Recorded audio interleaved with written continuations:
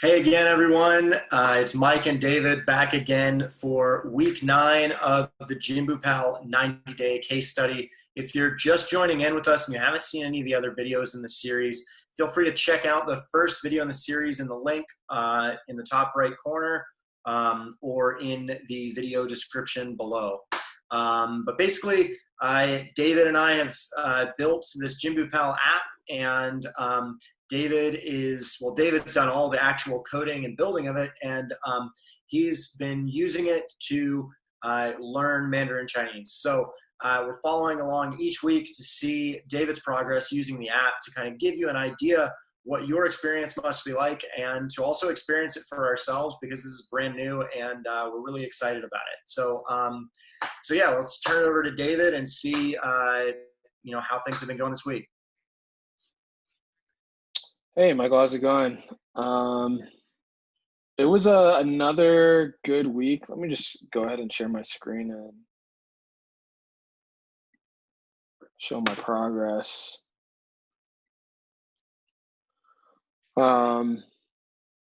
Yeah, I had one of those weeks where I was pretty consistent and disciplined with my study routine, which is nice.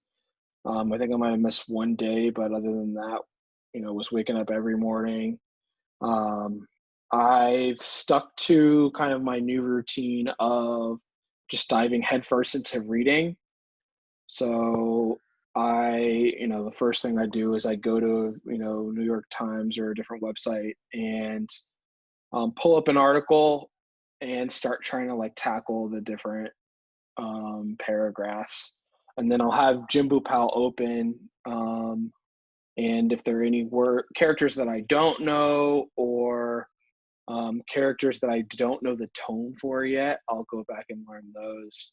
And then after I do my reading, I will often kind of like look at characters that are really high frequency that I don't know the tone yet. And so I've been trying to tackle those because obviously that boosts my progress on the tone side of things really quickly.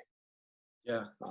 So that's been good. I mean, other things I did this week, I tried to focus a lot on the grammar. Okay. I think I read some of the grammar points articles. I also went on YouTube and was just kind of looking up like Nice. super basic, Chinese Mandarin grammar for dummies type videos. Okay. And those are pretty helpful. I think I'm still kind of getting my head around, the sentence structure can be very similar to English in some ways, but in other ways, it's things can be a little backwards in some ways, especially with like different clauses and things. Yeah. And so I've had a couple kind of aha moments when I'm reading where it's like, okay, I actually like I'm starting to get it. Nice. But it is kind of I'm slowly like stepping word by word, and then at the very end is the verb, and it's like, okay, I gotta like rethink how this was Yeah. Okay. going together. But yeah, that's been kind of cool. I think one thing we wanted to talk about today was words. Okay. So let me so we haven't shown this a lot in our videos, but as I've been knocking out all these different characters, JinbuPal is keeping track of that and keeping track of all of the words that if I know both of the characters for, I kind of have an idea of what the word is already. And so all of these um, yellow words are words that I know both characters for. And so I think in the coming week or two, I'm going to start to really go in and tackle some of these because I am starting to see stuff. There are things in here already that I see all the time. Yeah, I think this will be really helpful building blocks to put together the ideas of some of the sentences that you're seeing. And I think, this was our idea all along with how it's designed, but it's pretty awesome to see it coming together and seeing that now that there's so much of the yellow or yellowish orange on the screen, there's, you can see that, to anybody watching, what that signifies is that I guess, David, you just said it, that both characters are ones that at least partially. And now that makes that word very approachable. So I think I like to look at it like you kind of have these shifting focuses in your studying over time as you start building this kind of network in your brain of what you know and are familiar with. And so it starts out obviously with the simplest things, such as like simple, pronunciation and grammar and radicals and just understanding how the language works. Then you go to characters and you're learning a lot of those. Then you start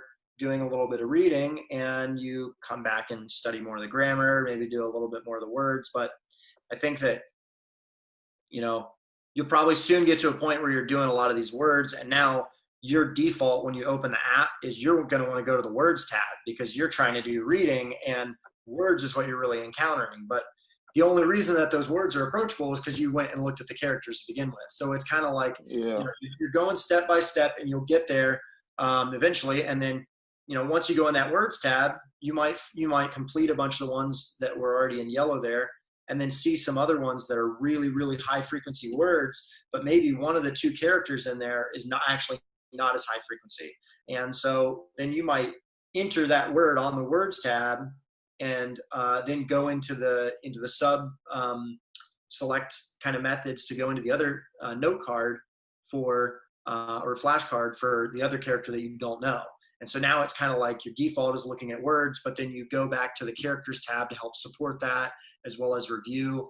So I think it's really cool to see it being used as you're personally learning those things. Like I've tested it out a little bit out on my own, but there's less instances of like I'm also learning that word at the same time. And I'm really curious to see, in the next few weeks when we meet up, what you'll say as, hey, I'll just go mainly to an article and read, and then go to words, and then go to characters, or whatever it might be that you do. And one other thing before I forget about the grammar, there's definitely a lot of great, YouTube videos on grammar, and some of which are like pretty long, 30-minute videos or so that just go through a ton of grammar points. And I think Chinese Zero to Hero has a lot of them that are really good. And maybe we should make like a blog post or something and like put a bunch of that together, because I think that would be helpful. Yeah, I think that would be a good idea. There's a lot of really great content out there, other websites and blogs and things like that provide that information. And I think it's a really good resource. So yeah, cool. When you're on kind of the grammar point, now that you've been obviously practicing and learning Mandarin for a while now, when you read a sentence, do you already like kind of have cues or hints to like when you get to the end of a sentence and then there's a verb at the end, like are you having to like rethink through the whole sentence yourself, or like have you gotten to a point where you kind of get the gist of it as you're going? Does that even make any sense? I guess I would need an example to think what you mean. I think you're saying verb, but you might mean a different part of speech, like maybe more. I'm thinking of, you and I discussed, it wasn't on the video, but we discussed after we talked on the video about, using phrases like, or introductory clauses like, da da da zhi hou, or zhi qian, or de shi hou, like, what, 我去中国的时候, like when I go to China, comma, but it's the I go to China when, and then the comma. I think that is kind of what you're saying might be confusing. Yeah, yeah, yeah. Okay. Yeah, I think, you know, I think I'm just used to encountering those things enough that I recognize what's coming up, and it's kind of it still is a little bit unusual, you know. So there's particularly for some things um, uh, like you could say you can have an introductory clause, and at the end of it add like 之一 and then a comma. So you could say like 最好的饭店之一, which means like the best restaurant, one of, or I guess no. And that can be kind of confusing. You know, sometimes you have to do a double take and have to kind of in your head reevaluate what you were thinking the sentence meant when you start reading it, and then you kind of readjust that. So I can agree that's still a little bit strange. Yeah. But also, the more you start speaking it, the more that some of these things get more comfortable. I like to think of it as, and I think we might have discussed it this way in one of the videos before, but I feel like some of these things, when you read a grammar article, or even if you read a lot of stuff, before you have physically like said it and expressed your ideas using it, I think, you know, learning a language is kind of like, it's like playing a new card game. Like somebody's explaining all the rules, and at least for me, I don't know about you, but I'm like, I don't have any idea what you're talking about. I don't know anything that's going on. And it's not until you play the game and you play a full round together that you're like, oh, okay, this makes a lot of sense, and this actually feels really natural. And I think that there's a little bit of that you get over time. But I would definitely say that, particularly with listening, I find that to be a challenge of hearing a clause, thinking I'm hearing one thing, and then at the end I hear, you know, 之一 or 的时候 or 之前之后. That these things are, yeah, it can be a little bit of a, okay, wait, what did I just hear sort of thing. Yeah, because So, then they'll start the next sentence. It's like, well, yeah, too. Yeah, you gotta react pretty quick. So yeah, no, I would agree with that. And I think it, you know, it comes with time, and it's, as I'm saying, you know, it's not something that I'm 100% comfortable with even by any means. cool. Well, maybe next time I can.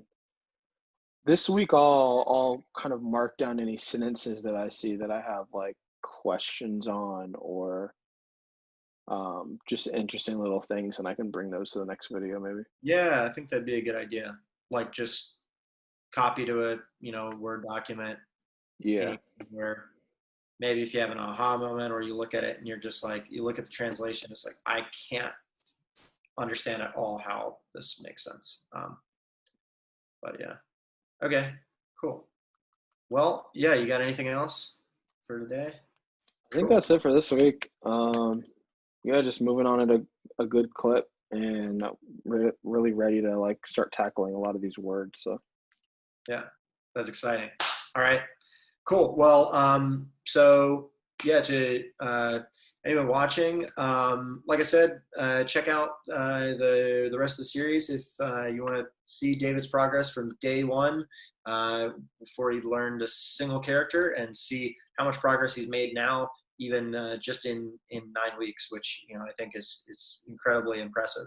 And yeah, so make sure you also, if you enjoy this video and you want to see more like it, give it a like and hit the subscribe button right now, so that you can follow up on our videos coming up, and all sorts of videos that we plan to make in the future.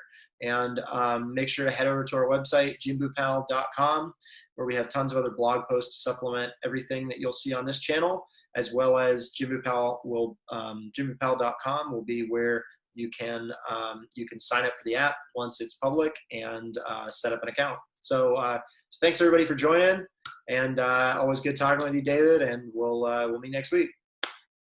Talk to you later, man. Bye. Bye.